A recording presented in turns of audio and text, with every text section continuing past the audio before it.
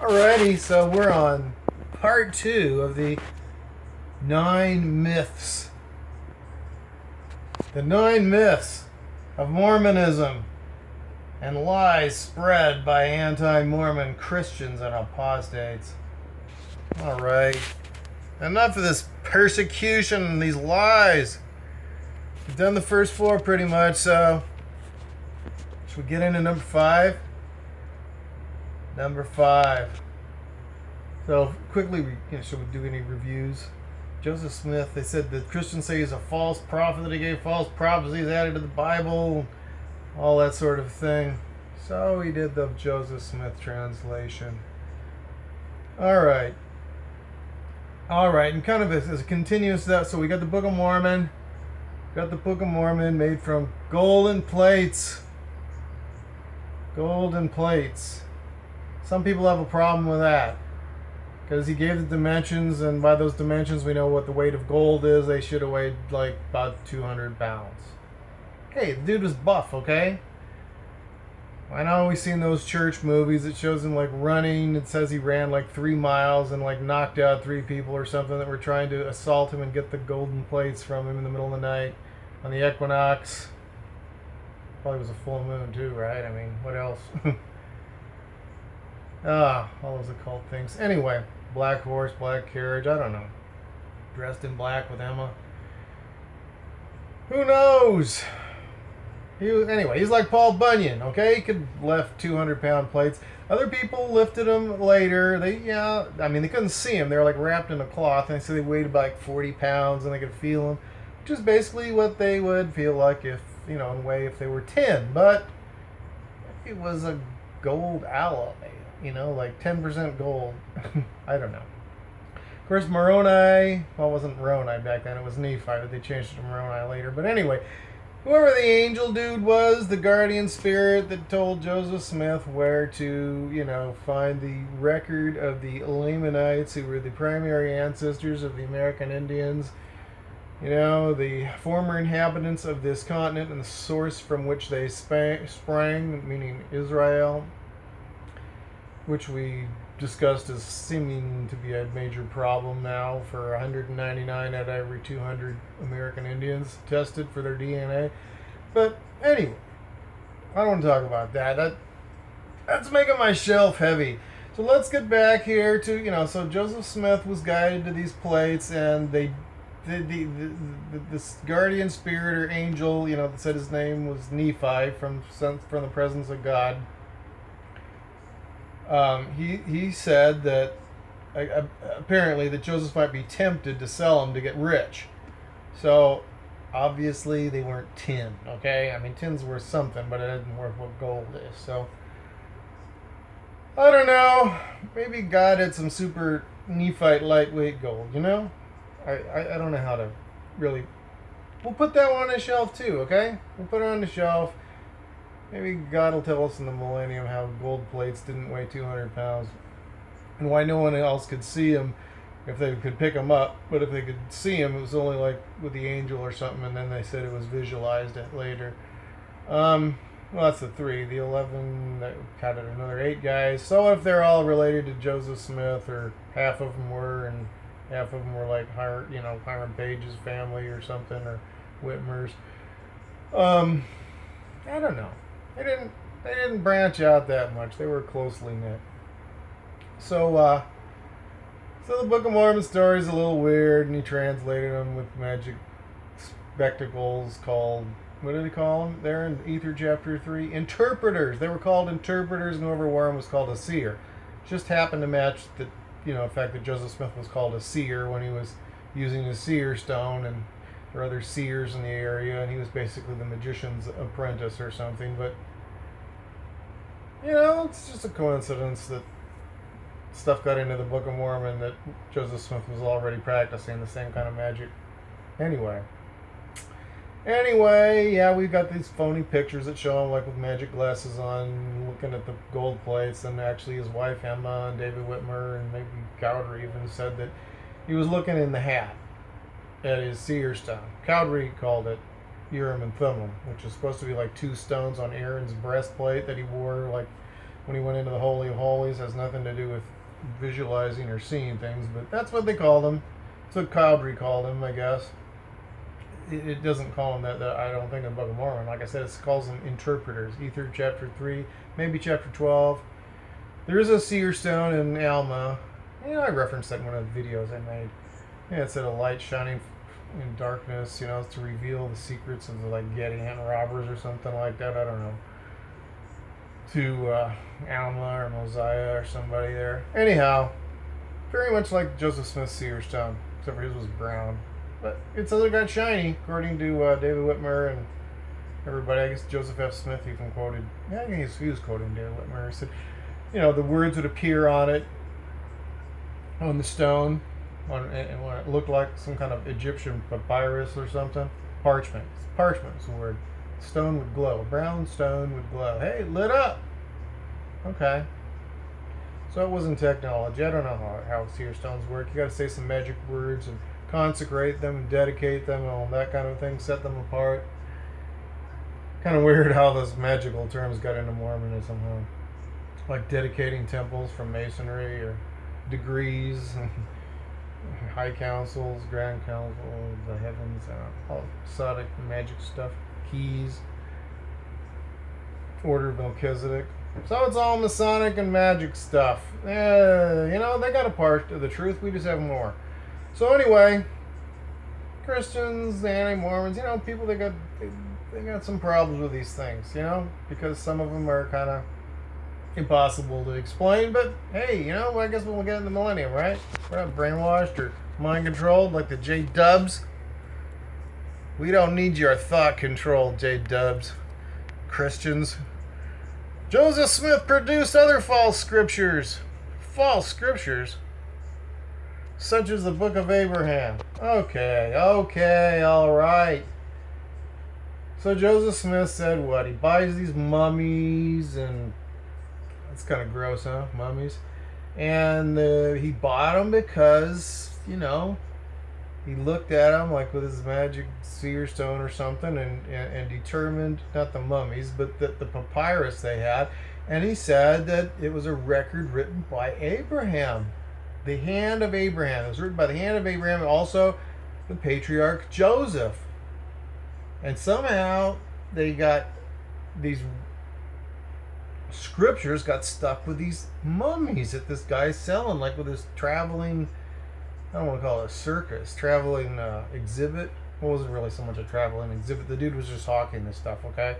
So he went out and was selling somebody's estate. It was like a mobile estate sale. Joseph Smith, since he was a prophet and a seer, he was able to check this stuff out. Well, like other people checked it out and said, hey, Joseph, check this out. And he said, hey, this was written by Abraham. This was written by Joseph. I just looked at my magic rock and it told me so. So we need to buy it. And it was big money, $2,400. That was a lot of money back then. So anyhow, they got them, and Joseph Smith apparently translated them. The little hitch is that, people couldn't. Here's the big deal, Christians, people are like bagging on, the church because, well, Emma Smith got to keep that stuff, and then she sold them, and like the Smithsonian had them, and like, I don't know, they made copies, and some of it might have burned down in the Chicago fire, but they turned up in New York, I guess, and the copies or something, they get translated. It's got nothing to do with Abraham. Zero zilch. It's written like almost at the time of Christ instead of 2,000 years prior. And it was an Egyptian funerary text they call it, so it didn't have anything to do with Abraham. So they said, okay, it's a fraud. But the church has explained it now in the Gospel Topics Essays on LDS.org. They said Joseph Smith was just kidding, basically, about it being written by the hand of Abraham. The papyrus. Basically, they're saying he looked at these things, and because they were Egyptian and the Nephites spoke, like Reformed Egyptian and stuff, it made him get inspired so that he could actually have a revelation about the Book of Abraham. Kind of weird that it took him like 7 years after he got him. It should have taken like 2 days if he was using a seer stone. Because that's, it's like 6 pages a day. He's doing the Book of Mormon in something like 12 pages or about that, I guess. Hey, was in for repairs. A lot of moving parts on those seer stones. I don't know. So he produced it like right when they actually right when he became a Freemason and brought Freemasonry into the temple endowment, and Masonry is totally segregated. And then the Book of Abraham said that Canaanites couldn't receive the priesthood, and the Book of Moses said the Canaanites were black and kept the black people out of the temple. And it's not like they probably had very many. It was Elijah Abel or something. Anyway, Masonry is segregated. They brought Masonry into the temple, so you had to keep the temple segregated after that, I guess, for a while. So at least that's what it seems like. Correlates perfectly on the timing. Did the Book of Abraham at the same time, waited 7 years, and then came up with it. So right at the same time that they needed to deal with the problem that was going to come from bringing Masonry into the temple as far as race goes. So I don't know. It's complicated, okay? Anyway, so we got inspired off something that had nothing to do with it. Kind of an expensive way to get at revelations, but that's what he did. Especially when land is selling for like $7 an acre at first, and it went up to like $47. Talk about land speculating opportunities. Of course, they tried. They got the Kirtland Bank. It wasn't really a bank because they couldn't get a bank charter, but they did it anyway. But too bad there was a banking crisis, and then the whole land speculation went to hell, and Joseph Smith and Sidney Rigdon had to split town for like 5 weeks because everybody was really mad at him because Joseph said God wanted him to invest in their bank, and they'd be blessed financially, and actually didn't work out that way. So that's another one of those screwed up revelations. Everybody makes mistakes. They came back and everybody was following some 16-year-old girl with a seer stone. Actually, only about half the church was, including the 3 witnesses. But they dug seer stones. You're into it. Joseph Smith was persuasive, brought people back, and so everybody bags on him about the Book of Abraham. The real problem is, I guess, the content's got problems. It's got stuff in it that just, like talks about Egypt. Of course, the word Egypt didn't exist. Talks about, Chaldeans, and Chaldeans didn't exist for another 1,000 years at the time of Abraham. But, it's in the Bible. Screwed up there. Screwed up. Maybe Joseph Smith got some of it inspired out of the Bible and didn't realize it was a mistake. I guess he didn't realize that, I guess he forgot that Abram was still Abram, not Abraham, when he's got Jehovah says, Abraham, Abraham, my name's Jehovah. Of course, Jehovah didn't exist either. Catholics made him up in the 13th century, but Joseph Smith didn't know. That's not his fault, putting phony stuff in there. He had to do something. Crap would hit the fan if they had black people in the temple back then with the Masons totally segregated. Couldn't be letting the Prince Hall brothers in, with the lodge that was organized by the York Rite. I guess they could have, whatever. So they had all these guys turning into Freemasons, in the upper room above the store or something, before the temple got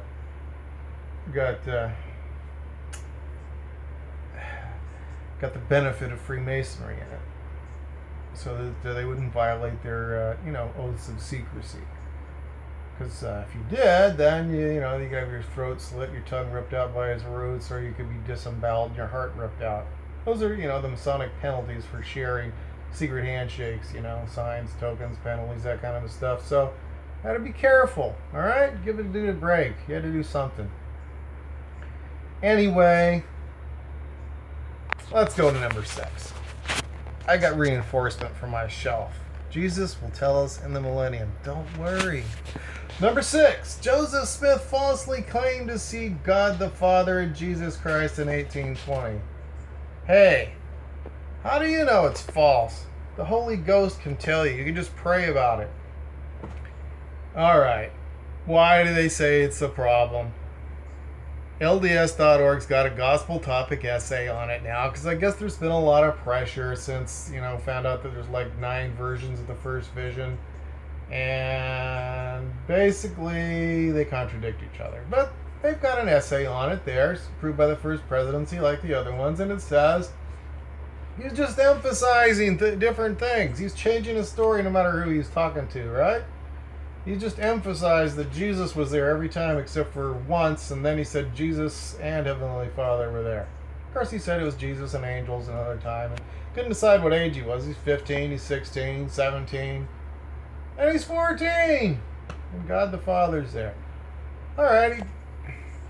Actually, I saw this explained by a BYU professor. It's like a 1-minute video. He had an explanation, totally explained it. You know what he said? He said Joseph Smith didn't have a calendar.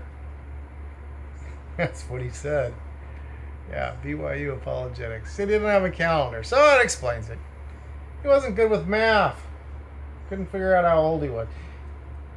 But he got it right the last time, because when you get older, your memory gets clearer, right? I don't know. Alright, some of them are a little bit too much. His brother William got interviewed and said, on top of all those, and he's listed as a footnote in the article there in the essay, and it says that Joseph, talked to his family about his vision and that he was a truthful boy, so why shouldn't they believe him? It's a footnote, but I went down and looked at the footnote, and actually I did a video on the first vision, a couple of them, and there was no hyperlink there to the source because it was William Smith, Joseph's brother, giving his, he told in 4 different interviews over his life's period, he told about, Joseph getting the first vision. Didn't have a hyperlink, so I looked it up, and, I found the book and references there. And it is kind of a problem because basically William says that the whole family started getting involved with, like, going to religious revivals and stuff, like Joseph Smith says. Except for it was like 1823, not 1820. Yeah, because he was like 17. And there's some other stuff that basically, they joined the Presbyterian Church and stuff like 1823 or 4. And Joseph Smith's putting that like before he had his first vision. So that would have been like 1819. And so there are historical contradictions. Says he wasn't a money digger when he was the seer. Yeah, well, I don't know. He said he created this history to disabuse the public mind because of these false things that have been spread by people who were trying to, spread anti-Mormon lies. So he got a few things wrong. He only had 4 years to edit it. I don't know.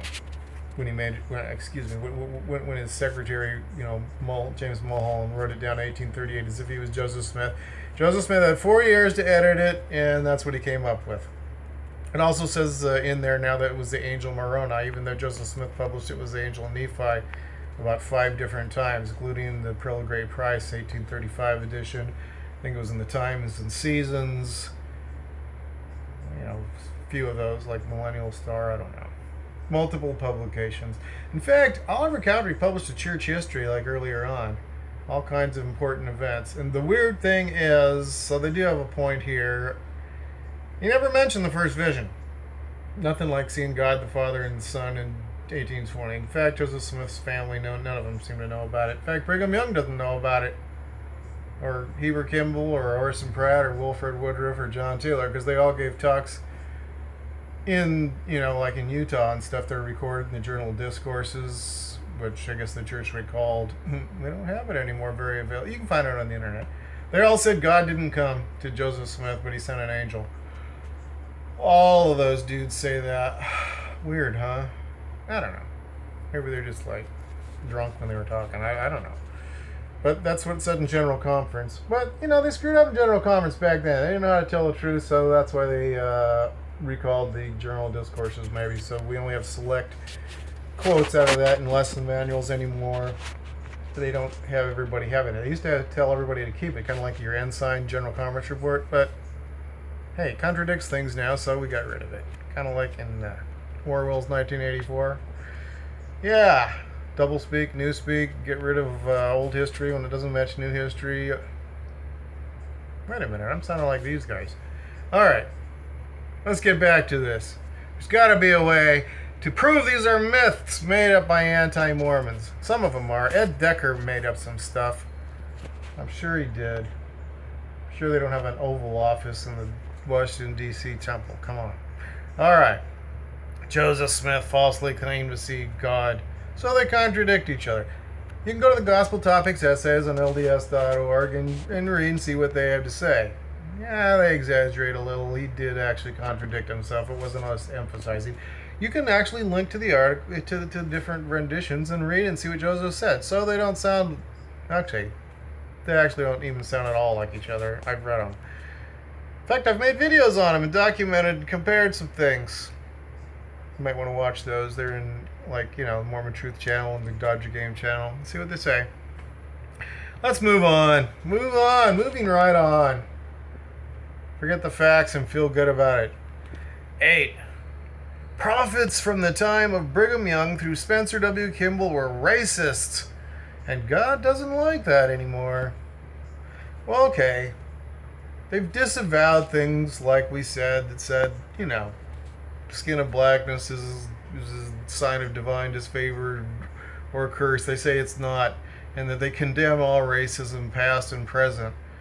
But since God's the one that cursed the Lamanites, and God obviously turned the, Canaanites black into Negroes in, Moses chapter 7. It doesn't use the word curse there, but, well, it does in Abraham. It says that the curse of the Canaanites was preserved in the land, and so that sort of thing. So, all that stuff, and they're cursed they couldn't have the priesthood, and whatever.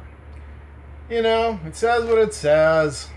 So they disavowed it, and the scriptures contradict what they say.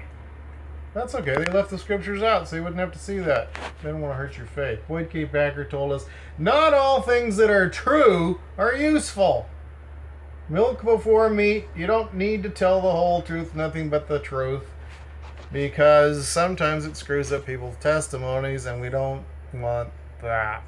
So they weren't necessarily being racist. They had to segregate. They had to segregate people. Couldn't let blacks into the temple, with white Freemasonry in there. They got black Freemasonry. They're racist too. You can't join, the front Prince Hall if you're a white guy, can you? Maybe you can now. I don't know. Maybe things have changed. They let black people into the temple. Then again, maybe they worked out a deal with the Mother Lodge in England because São Paulo Temple in Brazil was going to fall down and fail hard if they didn't have that revelation right before it opened, because a huge percentage of the population were at least partially Negro and can't get into the temple with one drop. That'd kind of blow a lot of patriarchal blessings too if they said you were from Ephraim but you were going to get a temple marriage and then you couldn't go in because they found out grandma married a mulatto dude. And they did their 4-generation research that Spencer Kimball told everybody to do. I wonder if he said that because of Brazil. Because that leaked document from Mormon WikiLeaks showed that Bruce McConkie's unpublished stuff said they were worried about Brazilian patriarchal blessings and the temple opening. Well, don't crap. There would have been the crap would have hit the fan if everybody that donated to the building fund and paid tithing and thought they were white enough to go to the temple and weren't. Probably weren't very many black people. They probably weren't sending missionaries to the northern edge of Brazil there where everybody's black. But they had a lot of Canaanites in disguise in São Paulo and Rio de Janeiro. So, anyhow, it was the first temple in all of South America, so it would have been a problem. Who's going to be the temple workers if people are coming from, 13 other countries in South America, and maybe even some of Central America that didn't want to go up to Mexico City because I don't think the Guatemalan temple was there yet even. Anyway, it would have been a disaster. But fortunately, Spencer had a revelation just in time to save the São Paulo temple from racial issues. Anyway. Mormons aren't racist. They're nice people. They just had to have some segregation, and they couldn't tell the members why, so they made up other stuff and said the Negroes were sitting on fences instead of battling the devil, who was convincing everybody that, people should have to keep the commandments and go back and live in the celestial kingdom instead of 99.9% of them burn in hell, the way it went with Jesus' plan. Yeah. Oh, you don't think that's what the plan of salvation does? I've got into that in some other videos. In fact, the last one I did gets into it a bit, and pretty much that's the way it is. But, now with Joseph Smith got his revelation in Doctrine and Covenants, section 19 and section 76, say you can actually get out of hell later, especially with section 138. You can get out of hell after the Mormon missionaries go and preach to you, and you get baptized for the dead. Somebody's baptized for and in behalf of you. All you got to do is say yes to those spiritual missionaries, and hopefully they get to you quickly, even if there's 100 billion people waiting in the spirit world that didn't have the chance to get baptized and are stuck with all the Mao Zedong, Fidel Castro, Adolf Hitlers, and whoever else might be in there, Aleister Crowley. All these wicked people, yeah, they're stuck with them. Hey, even God has some bad days and he's making plans, I guess, right? It's tough knowing everything. It's overwhelming. I don't know. Too much. Another video for another day. So, prophets like Brigham Young, through Spencer Kimball, they were all racist, and then Spencer got unracist. Even though he said the Lamanites were busy turning white if they were in the Indian placement program that he was over when he was an apostle. The Lamanites are turning white. Okay, so they weren't turning white. He got rid of the problem. He took it out of the Book of Mormon. Changed the verse, whipped out the seer stone from the first presidency's vault and said, "Oh God, the eternal Father, I ask you in the name of Jesus Christ to light this stone up and tell me Joseph Smith screwed up with that one word after 4,000 corrections or 3,913 or whatever. We've still got one more problem, and it's the word white.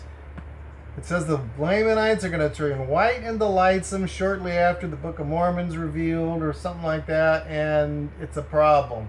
Can we turn that word to something else? Please tell me he screwed up." And you know what? God said, "Spencer, dang. Even I hadn't noticed that. The Lamanites are going to become pure and delightsome." That whole white and delightsome thing, I haven't done that since 3rd Nephi chapter 2 when I turned all those suckers white. When they joined the Nephites to fight against the Gadian and robbers, and what do you know? People still apostatize. So I had to turn them all dark again.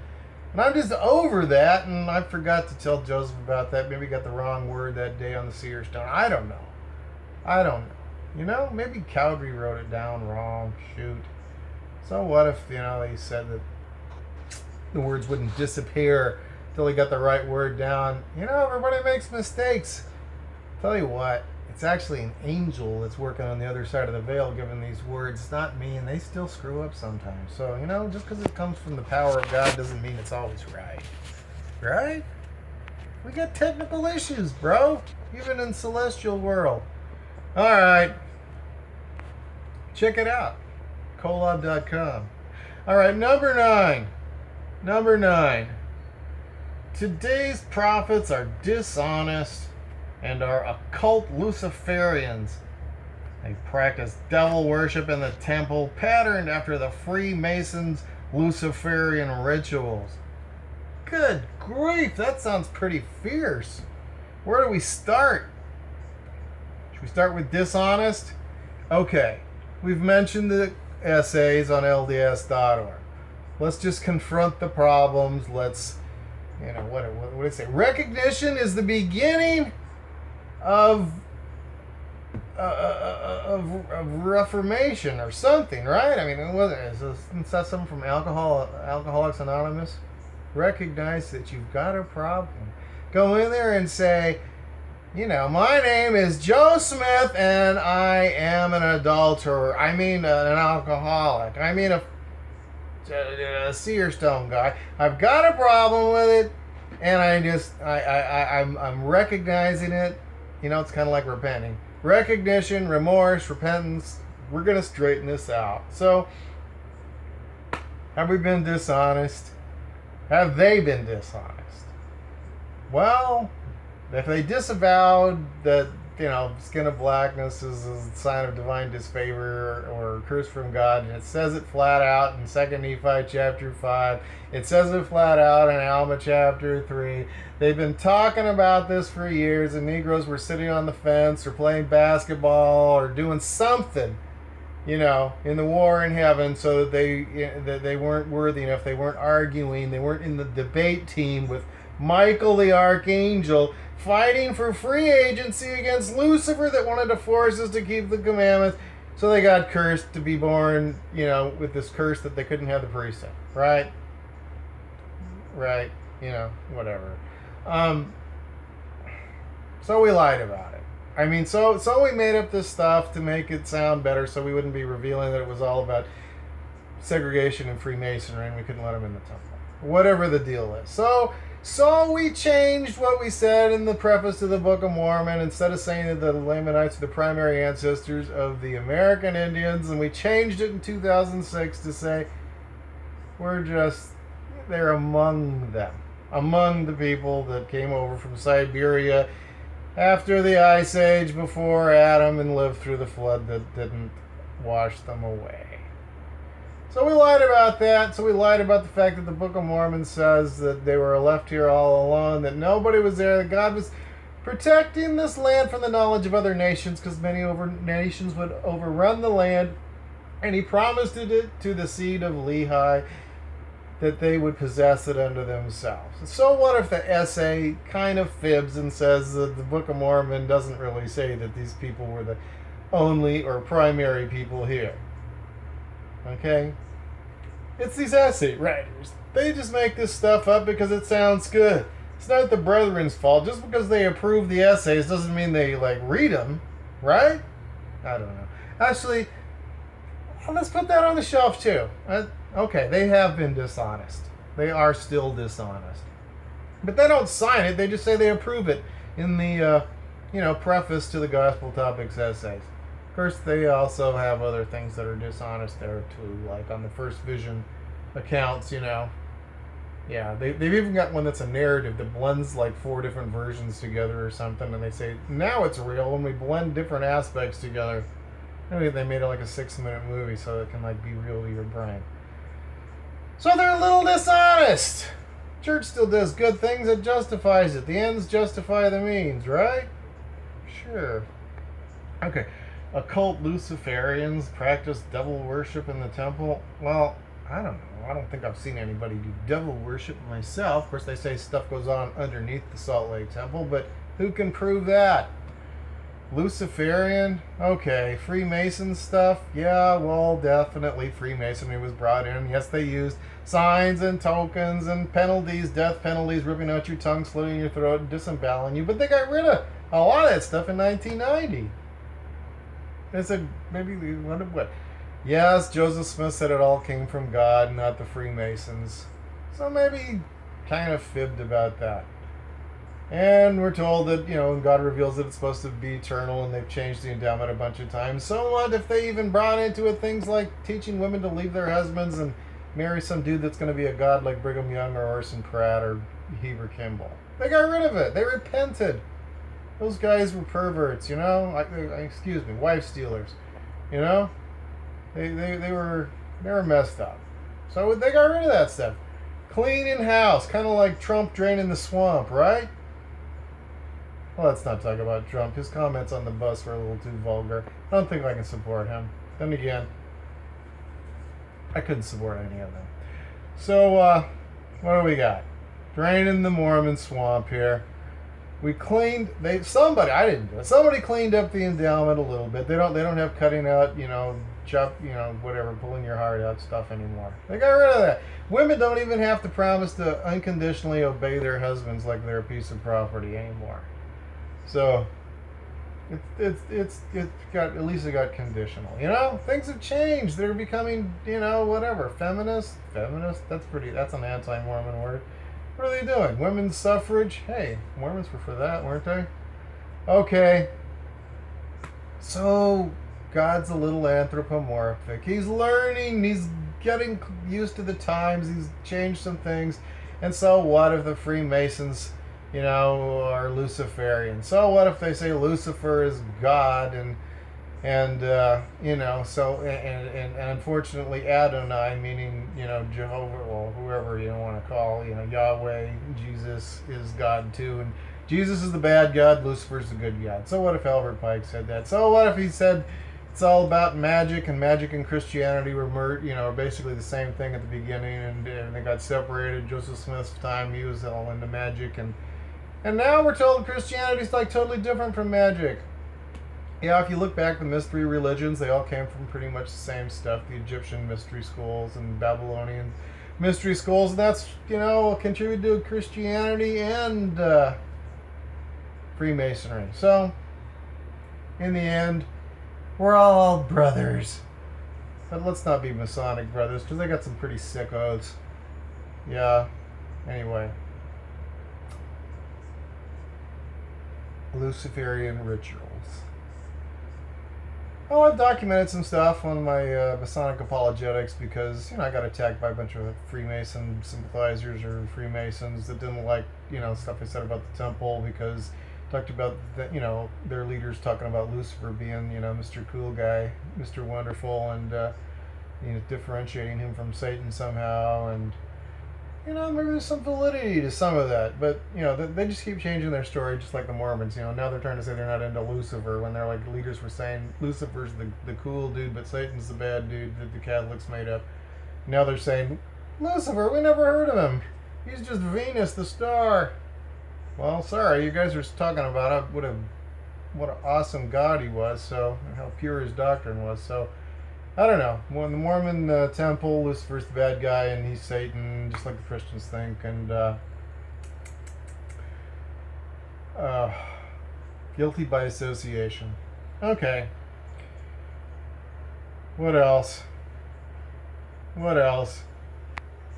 That's probably good for now, huh? That's pretty good for now. What we do know is that your regular Mormons who are not part of the leadership are just happy, family-loving people trying to do the best they can to keep the commandments well enough so that they can, be blessed to have their blessings sealed upon them to have a family together forever. Told in the Book of Mormon, if you keep the commandments, you'll prosper in the land.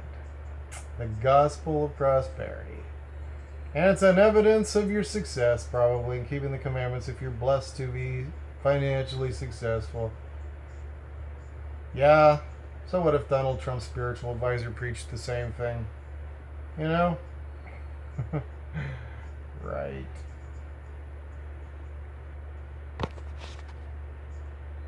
Strengthen your shelves, people. It gets a little bit difficult.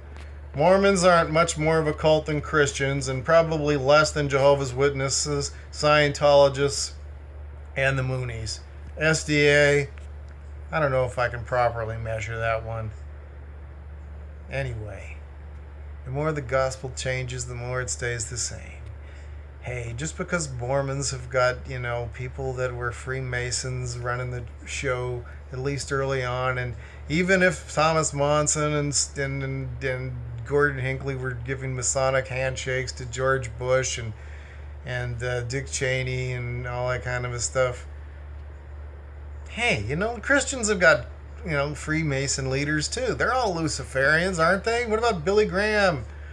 What about Robert Schuller, Oral Roberts? Maybe even Pat Robertson or Benny Hinn. Yeah, I've seen him give them the Satan horns. Hey, I don't know. In the end, maybe they're all hanging out together behind the scenes. Maybe that's what all this religion is. Maybe the whole church and state division is just an illusion, just like fighting for our freedom by bombing the people in the Middle East that had nothing to do with 3 buildings falling down from 2 of them getting hit by planes. Maybe we all ought to read The Age of Reason by Thomas Paine and realize Christian Bible screwed up too. In the name of the Age of Reason, this has been a Mormon Truth video. And we're not a whole lot more culty than those other cults. Amen. Like it, subscribe, and comment. So let's repeat that 3 times.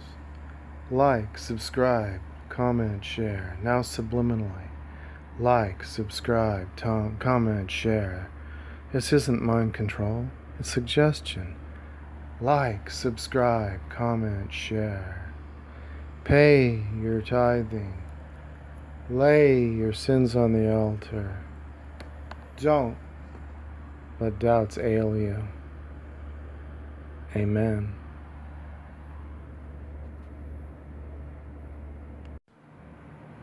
And so the sisters may now unveil their faces. You may be seated.